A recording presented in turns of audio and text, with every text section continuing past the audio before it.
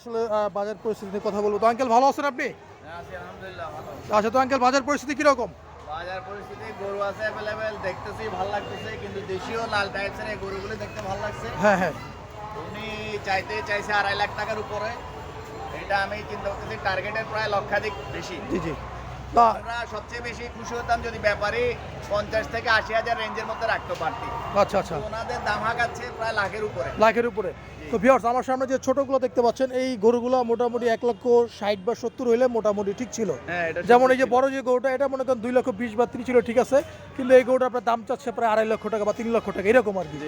ভাই দামটা একটু বেশি মনে হইতেছে না?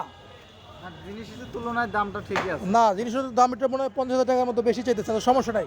তো আঙ্কেল বাজারে গরু সরবরাহ কিরকম? বাজারে সাগরিকা বাজার আজকে প্রথম আসা, প্রচুর গরু আছে মাঠের মধ্যে এবং বাইরে, প্রচুর স্টল দেওয়া হয়েছে, গরুর পর্যাপ্ত গরু আছে আমি মনে করি। আচ্ছা ঠিক আছে আঙ্কেল।